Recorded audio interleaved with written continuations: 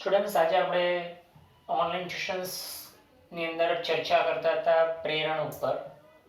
થોડોક સમયનો અભાવ થઈ ગયો એટલે રહી ગયું થોડુંક કામ, થોડું પૂરું કરી લઈએ. પ્રેરણ, ફરી એકવાર થોડી પૂરતી માહિતી.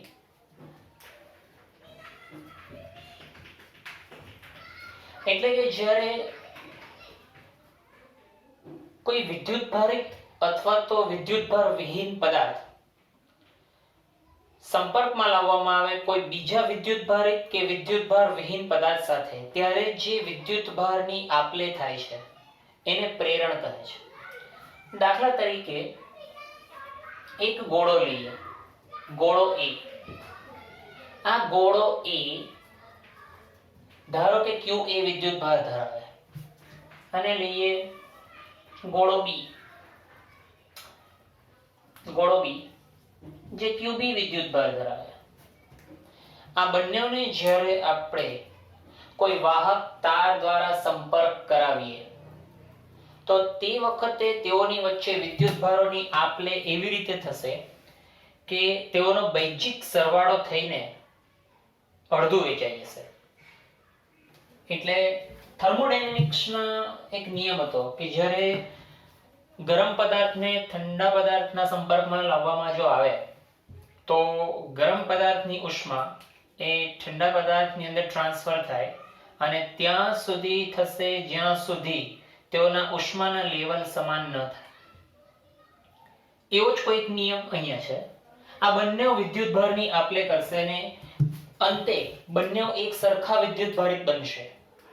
એટલે કે ફાઇનલ Q જે ખરો તે QA વત્તા QB ભાગ્યા 2.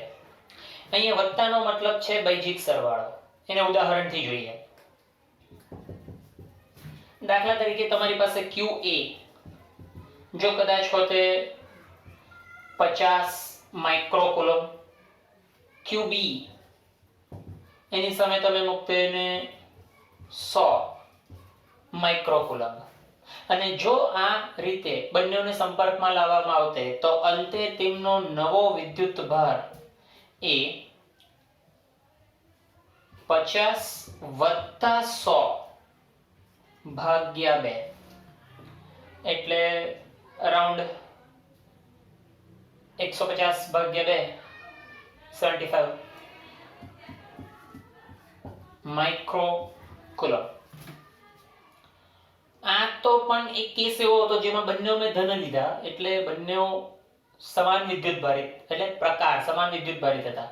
પણ કદાચ એવું બને કે તમે QA એવું ધારીને ચાલો કે -100 માઇક્રોકુલમ છે અને QB એ છે પોઝિટિવ 200 માઇક્રોકુલમ, અને જો એ બંનેને સંપર્કમાં લાવવામાં આવે તો તેઓ એકબીજા સાથે બૈજિક સરવાળાથી આપ-લે કરીને -100 વત્તા 200 ભાગ્યા 2.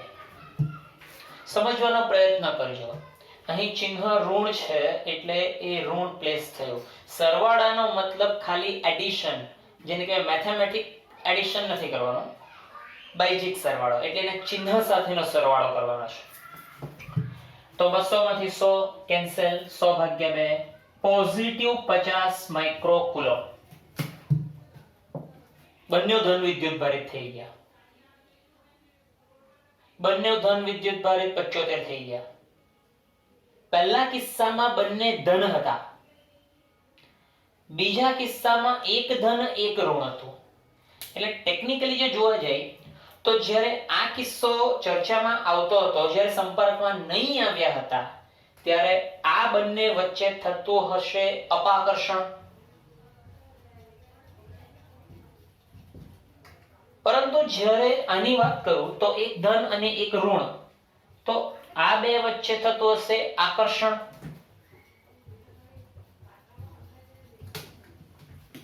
ઓકે, તો સંપર્ક પહેલા શક્યતા 2 હોઈ શકે.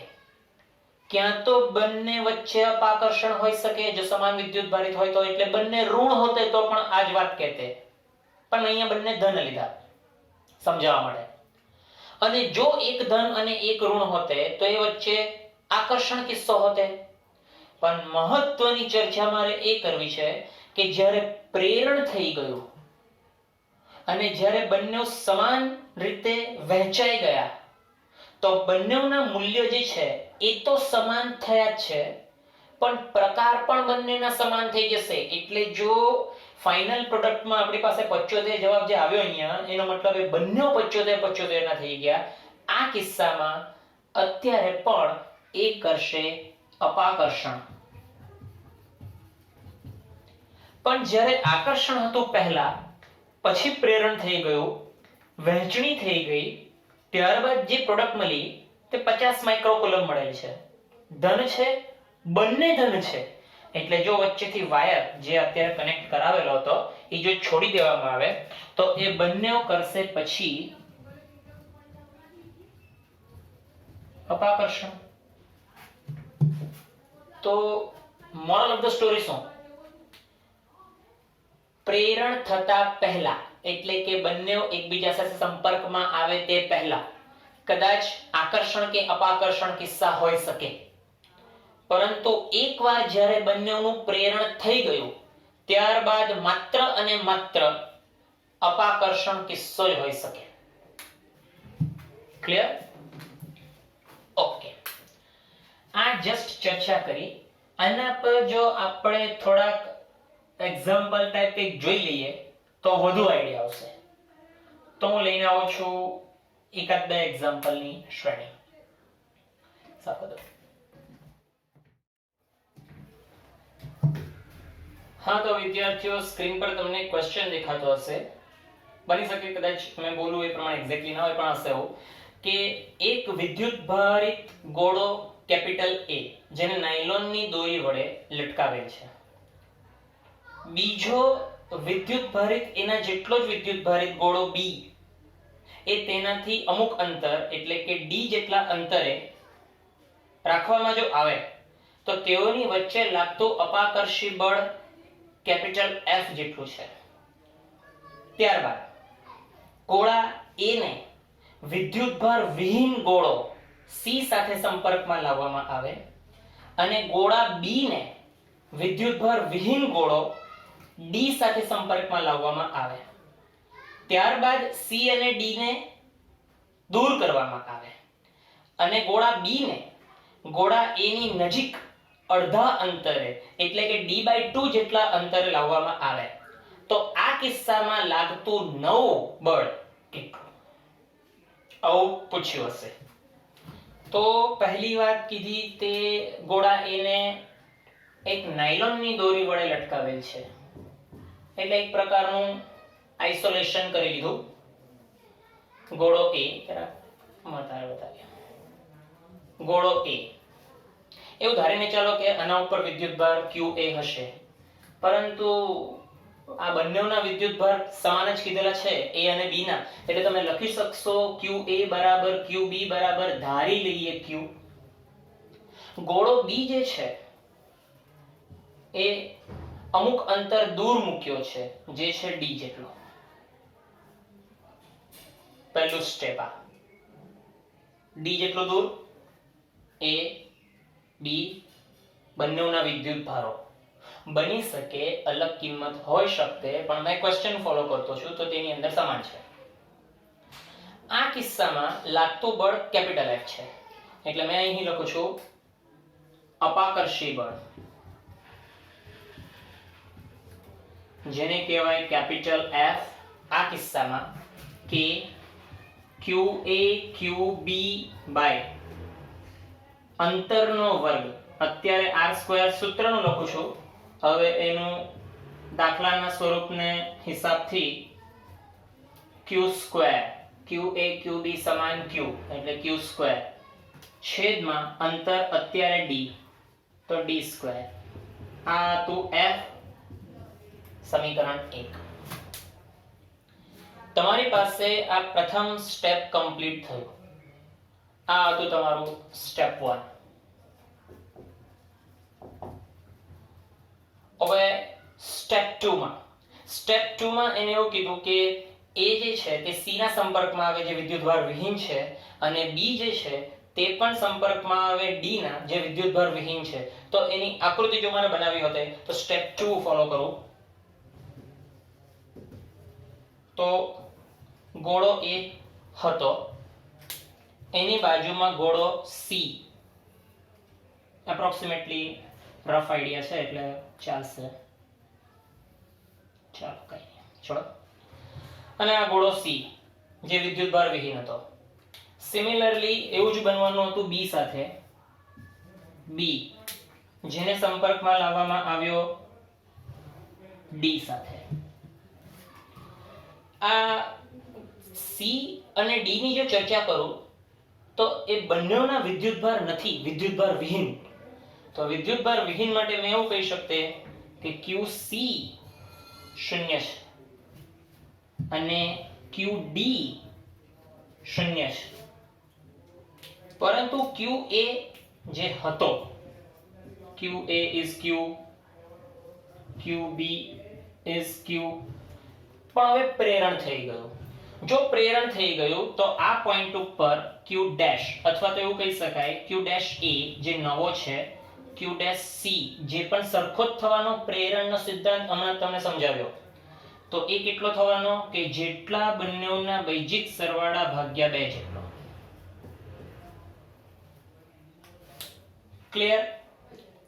ડેશ સિમ્બોલ કેમ આપ્યો? પહેલા જે હતો તેનાથી હવે બદલાઈ ગયો. એકની વેલ્યુ Q હતી, બીજાની વેલ્યુ 0 હતી, વૈજિક સરવાળો કર્યો, ભાગ્યા 2, અડધું અડધું વેચાઈ ગયું. સેમ વસ્તુ અહીંયા થવાની.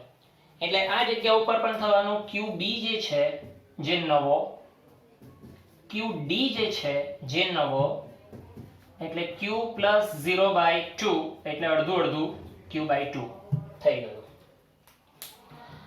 સ્ટેજ 1 સાદો સ્ટેજ. સ્ટેજ 2 માં પ્રેરણ કરાવ્યું. સ્ટેજ 3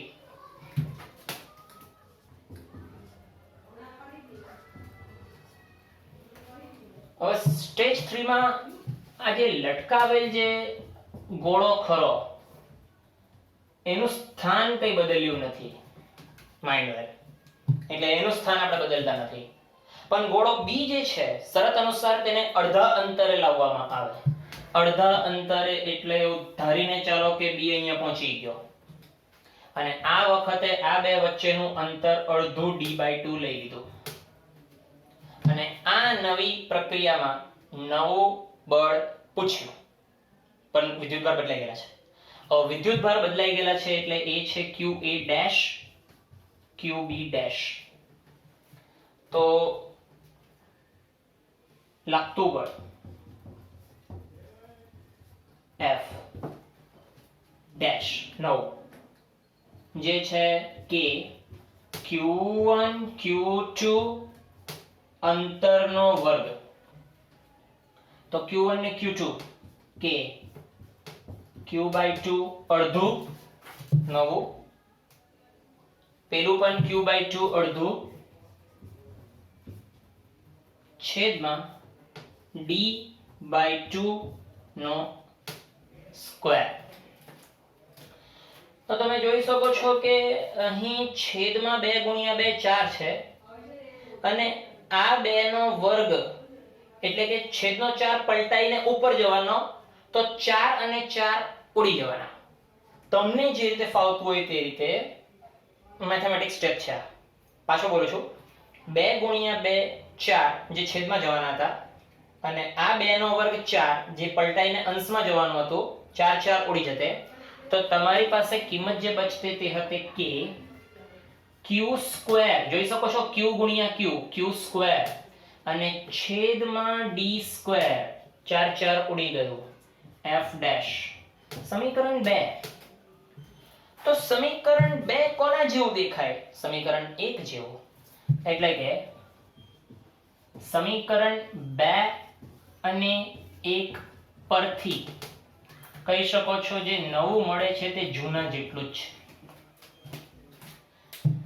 હવે બેટા આ એક સ્પેશિયલ કન્ડિશન છે જેમાં સ્પેશિયલ સિસ્ટમ કીધી કે ભાઈ બંને પહેલા સેમ હતા, આટલા ડિસ્ટન્સ પર હતા, પછી વિદ્યુતભાર વિહીન સાથે કનેક્શનમાં આવ્યા, ત્યારબાદ પાછું અડધું કરવામાં આવ્યું. સ્પેશિયલ છે એટલે સેમ આવ્યા. જરૂરી નથી કે દર વખતે આવું જ બનવાનું છે, એટલે ખાસ કાળજી રાખજો.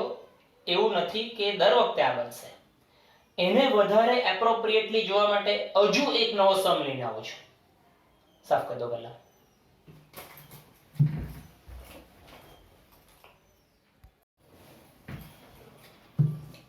ઓકે સ્ટુડન્ટ્સ, નવો સમ લઈએ. સ્ક્રીન પર જોઈ શકતા હશો તે પ્રમાણે ક્વેશ્ચન કંઈક આવો હશે. ગોળો A વિદ્યુત ભારિત છે, ગોળો B વિદ્યુત ભારિત છે. તેઓને એકબીજાથી અમુક અંતરે મૂકવામાં આવેલા છે, એટલે ધારી લઈશું R.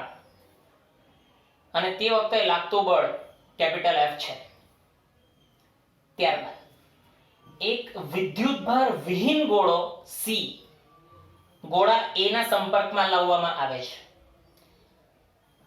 ત્યાંથી તેને છૂટો કરીને ગોળા B સાથે સંપર્કમાં લાવવામાં આવે છે. C ને જ સેમ ટુ સેમ ગોળો.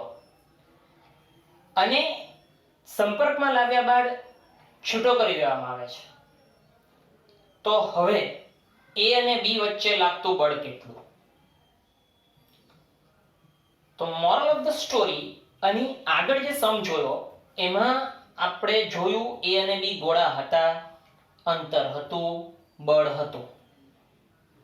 પણ એ દાખલામાં આપણે બે નવા એક્સ્ટ્રા C અને D લાવેલા, જે બંનેને અલગ અલગ ગોળાઓ સાથે સંપર્કમાં લાવ્યા હતા.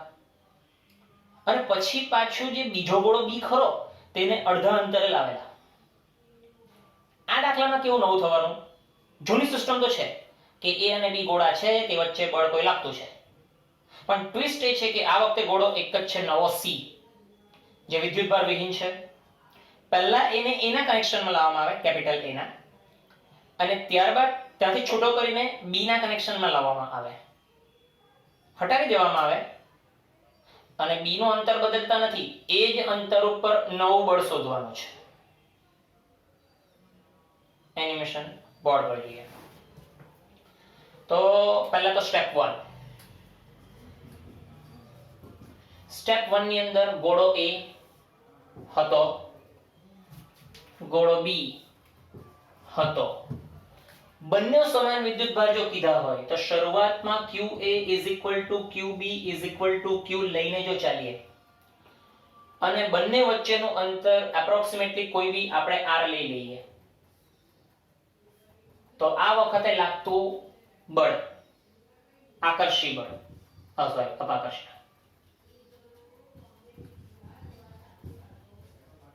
F, જે આવે K QA QB અંતરનો વર્ગ R². જો બંને સમાન લઈને ચાલ્યા હોય તો KQ² અંતર ધારેલું છે R², F, સમીકરણ 1. સિમ્પલ, એટલે જરા સ્પીડમાં લખો. સ્ટેપ 2. હવે સ્ટેપ 2 જે છે, સ્ટેપ 2 માં ગોળો A એને કનેક્શનમાં પહેલા લાવવામાં આવ્યો ગોળા B સાથે, C સાથે. C આ કનેક્શન છે, સમજી લેજો. અને વિદ્યુતભાર વિહીન હતો, એટલે QC 0. ત્યારે આપણી પાસે QA જે છે Q. હવે પ્રેરણ, જો પ્રેરણ થયું that for નવા વિદ્યુતભાર ડેશ જે થવાના બેવનો બૈજિક સરવાળો Q + 0/2 બરાબર Q/2. ઈઝી, પેલા જેવું છે. હવે ટ્વિસ્ટ છે. સ્ટેપ 3. સ્ટેપ 3 માં આને અહીંયાથી છૂટો કરીને B ના સંપર્કમાં લાવવામાં આવે. એટલે જોવા જાય ને તો પરિસ્થિતિ આ C સાથે કનેક્શન લીધું B. હવે B જે હતો તે જૂનો જ છે, એટલે એનો વિદ્યુતભાર QB બરાબર Q છે. પણ ટ્વિસ્ટ, આ C બદલાઈને આવ્યો અને એ બની ગયો છે Q ડેશ, જે છે Q નું અડધું. જોજો આને જ ઉચકીને મૂકેલો છે એટલે આ બદલાયેલો વિદ્યુતભાર ત્યાં જવાનો, ધ્યાન રાખજો. તો આ કિસ્સામાં હવે નવા વિદ્યુતભાર કેટલા થવાના, તો મેં આને નામ આપું છું Q B ડેશ બરાબર QC ડબલ ડેશ. એ બે વાર ચેન્જ થયો, પહેલી વાર અહીંયા થયો, બીજી વાર ત્યાં થવાનો, એટલે એને ડબલ ડેશ, પણ B એક જ વાર ચેન્જ થયેલો છે એટલે મેં એને એક જ સિંગલ ડેશ આપેલો છે. which is equal to, તો કે ભાઈ આ જે હતા બંને, એક તો હતો Q/2 વત્તા એક હતો Q ભાગ્યા 2, વૈજિક સરવાળો ભાગ્યા 2. તો લસા લેવો પડે. લસા લઈએ તો 2 લસા અહીંયા જાય એટલે 2 ને 1 3, 3Q અને એ છેદનો 2 નીચે જવાનો, છેદ સાથે ગુણાવા 4, જે હતા QB single dash QC double dash. ગણિત જ છે, આવડી ગયો છે. લસા લીધા, 2 ઉપર જવાના એટલે 2 વત્તા 1 3 અને છેદમાં જવાના એટલે 2 ગુણ્યા 2 4. સ્ટેપ 4. સ્ટેપ 4 માં ફરી પાછા જૂના 2 ઉચકીને લાવ્યા, એટલે કે A જે બદલાઈ ગયેલો છે તે અને B જે બદલાઈ ગયેલો છે તે અંતર બદલતા નથી. એટલે મેં ટ્રાય કરું આ જ અંતર રાખવાની. A B અંતર બદલતા નથી. R પણ અંદરની સાઈડે લખું તો જોજો, આ બદલાઈ ગયો, આ પણ બદલાઈ ગયો, સિંગલ ટાઈમ. હવે જે નવું બળ લાગે એને મેં લખું F ડેશ કે Q1 Q2 અંતરનો વર્ગ. Q1 એટલે કે A નું Q/2 કે Q/2, B જબરજસ્ત બદલાઈ ગયો છે 3Q/4 છેદમાં R², છેદમાં R². સાદું રૂપ આપીએ, K છે એકલો, ઉપર Q² બી છે. તો એક કામ કરો, જરાક થોડુંક એડિટિંગ કરીએ. મને એવું લાગ્યું કે કંઈક કરવું પડશે કે આ 3 જે છે તે અંશમાં જે છે ને તેને આગળ લઈ લઈએ. એટલે 3 એકલો છે કે Q² છેદમાં 2 ગુણ્યા 4 8 છેદમાં જવાના 8R².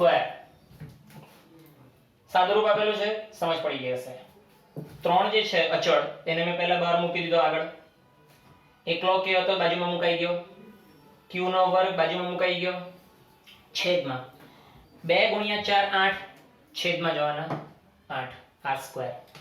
આ જે પેલી બાજુ દેખાતું છે તે કોણ છે? એમ કે સમીકરણ 1 પાછળનું. એટલે એવું કહી શકાય કે આ F ડેશ જે છે એ 3/8 ગણું F થઈ ગયું, કારણ કે સમીકરણ 1. ક્લિયર? આજના માટે આઈ થિંક કન્સેપ્ટ ક્લિયર થયા કે પ્રેરણ શું. હવે જો આના ઉપર ક્વેશ્ચન કોઈ બી બનાવી શકાય, મેં પહેલા જ તમને કીધેલું હતું. પછી સિસ્ટમ ગમે તે બદલાય, કોઈ પણ વીજભાર આપી શકાય, આ નવો જોઈન્ટ કરે, કદાચ વિદ્યુતભાર વિહીન ના પણ હોય, ઓલરેડી એની પાસે બી કોઈ વિદ્યુતભાર હોય, ધન હોઈ શકે, ઋણ હોઈ શકે, કંટ્રોલ ધેટ. ખાલી એટલું યાદ રાખજો, પ્રેરણ મીન્સ બૈજિક સરવાળો, ચિહ્ન સાથેનો સરવાળો. જો કદાચ કન્સેપ્ટ્સ ઓર ક્લિયર ન થયા હોય તો પાછું જોઈએ તો કોઈ બીજા એક્ઝામ્પલ થ્રુ રિપીટ કરીશ. આઈ હોપ પણ મોટે ભાગે વિદ્યાર્થીઓને પ્રોબ્લેમ નથી પડતો. પડે તો એકવાર રિપીટ કરીને જુઓ અને એવું લાગે તો પછી પૂછી લેજો.